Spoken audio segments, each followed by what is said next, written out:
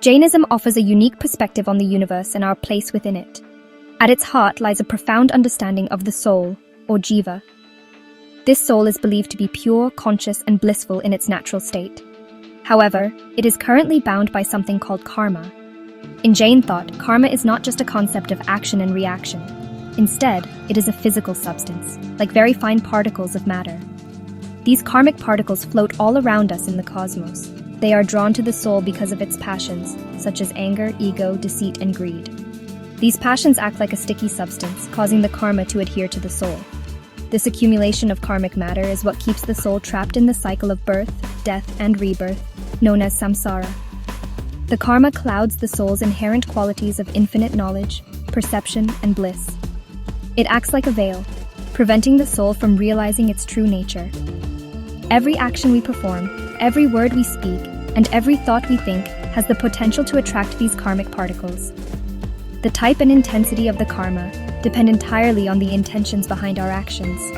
A negative intention, driven by passion, attracts heavy, dark karma that obscures the soul's light and leads to suffering in this life and future ones. The goal of a follower of Jainism is to break free from this cycle. This liberation, or moksha, is the ultimate spiritual objective. To achieve it, one must stop the inflow of new karma and also shed the karma that has already accumulated over countless lifetimes. It is a dual process of purification that requires diligent effort and self-control. The path is not easy, but it is clearly laid out in Jain teachings. It involves understanding the nature of karma, how it binds to the soul, and most importantly, how to systematically stop its influx and begin the process of cleansing the soul from its presence. The process begins with developing the right faith, or samyak darshan, right knowledge, or samyak jnana, and right conduct, or samyak charitra. These are known as the three jewels of Jainism. Right faith means believing in the true nature of the soul and the path to its purification. Right knowledge is the correct understanding of the Jain scriptures and the principles they teach about the universe. Right conduct is living one's life according to these principles, which includes non-violence, truthfulness, and non-possessiveness. Together, these three jewels form the foundation upon which the entire structure of spiritual purification is built, leading the individual toward ultimate freedom. The first crucial step on the path to liberation is known as samvara. This term literally means stoppage or blocking. In the context of Jain philosophy, it refers to the process of stopping the inflow of new karmic particles to the soul. Imagine the soul is a boat floating on the ocean of samsara. Passions and unmindful actions are like holes in this boat, allowing the water of karma to rush in and weigh it down. Samvara is the act of carefully and consciously plugging these holes.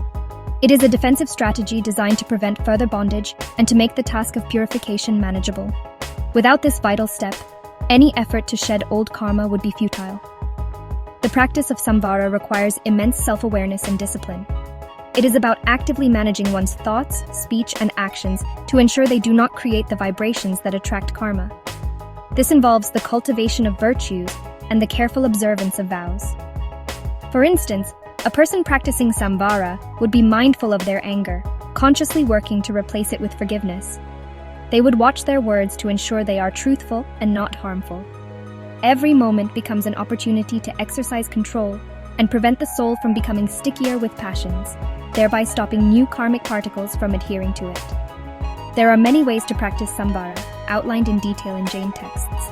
These include maintaining control over the five senses, regulating the activities of the mind, speech, and body, which is called gupti, and practicing the 10 religious virtues, or dasa dharma, such as forgiveness, humility, and contentment.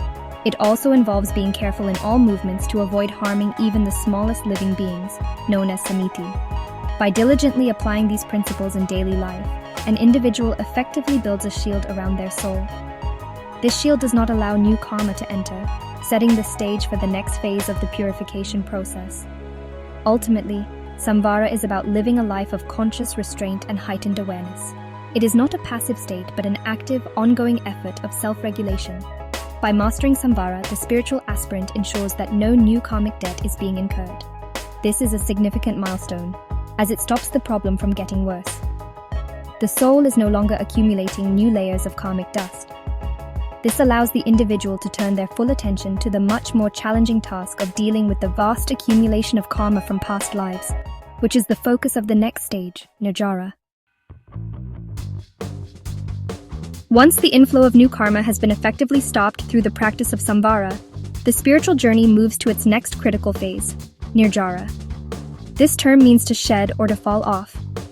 Nirjara is the active and deliberate process of purifying the soul by eliminating the karmic particles that have already accumulated over countless past lives.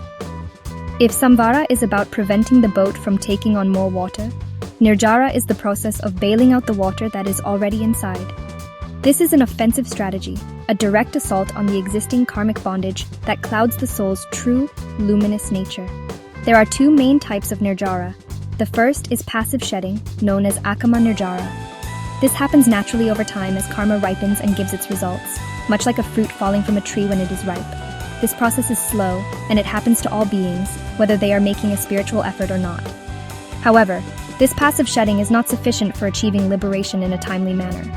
The second, and more important type, is active shedding, or Sakama Nirjara. This is the conscious and voluntary undertaking of austerities and penances to accelerate the removal of karma before it naturally ripens and bears fruit. This active cleansing is at the core of Jain ascetic practices. It is a path of intentional purification through self-discipline. The idea is that by subjecting the body and mind to voluntary hardships and penances, one can burn away the accumulated karma at a much faster rate. These practices are not meant as self-punishment. Rather, they are powerful tools for spiritual purification. They weaken the hold of passions on the soul and force the karmic particles to disassociate from it. This process requires great fortitude and a deep understanding of its purpose, which is to cleanse the soul and reveal its inherent purity. The path of Nirjara is therefore a testament to the proactive nature of the Jain spiritual quest. It is not about waiting for destiny to unfold, but about actively shaping one's spiritual destiny through rigorous effort. By engaging in prescribed austerities, the aspirant takes control of their karmic situation. They are no longer a passive victim of their past actions, but an active agent of their own liberation. This methodical and determined shedding of karmic baggage, combined with the prevention of new karma through Samvara, is what ultimately clears the path for the soul to attain its final, liberated state of moksha. The principles of Samvara and Nirjara are not just abstract philosophical concepts. They are translated into concrete practices that shape the daily life of a Jain follower. For Samvara, the goal of stopping new karma, practices focus on restraint and mindfulness. One key practice is the observance of the 5 great vows, or Mahavratas, by ascetics, which are non-violence, truthfulness, non-stealing, celibacy, and non-possessiveness. Lay followers observe these as lesser vows, or anuvratas, adapting them to their daily lives. For example, practicing ahimsa might mean following a strict vegetarian or vegan diet and being careful not to harm any living creature. To further support Samvara, Jains practice Gupti and Samiti. Gupti refers to the control of the mind, speech, and body, preventing them from engaging in sinful activities. This could mean practicing silence for a period, or meditating to calm the mind's restless thoughts. Samiti involves maintaining carefulness in all actions, in walking, to avoid stepping on insects, in speaking, to avoid hurtful words, and even in placing objects, to ensure no harm is caused. These practices create a constant state of awareness, effectively closing the channels through which new karma can flow towards the soul, thus strengthening the spiritual shield. For Nirjara, the shedding of old karma, the key practices involve austerities, known as tapa. These are divided into external and internal types. External austerities, or bahya tapa, are those that discipline the body and are visible to others. A very common example is fasting, or upavasa, which can range from skipping one meal to fasting for many consecutive days. Other external austerities include practicing restraint in eating, accepting only a limited variety of food, and practicing solitude to reduce distractions. These practices help detach the individual from physical comforts and desires, weakening the grip of karma on the soul. Internal austerities, or abhyantara tapa, are considered more advanced as they focus on purifying the mind and spirit. These include practices like atonement for one's past misdeeds, or prayashita, showing reverence to elders and spiritually advanced souls, or vinaya, and serving others without expectation of reward, known as vayavrata. The highest forms of internal austerity are scriptural study, or svadhyaya, and meditation, or dhyana. Meditation in particular is seen as the ultimate tool for burning away karma, as it allows the soul to focus on its own pure nature, severing its ties with all karmic matter. By mastering these paths of Samvara and Nirjara, one purifies the soul and moves steadily toward liberation.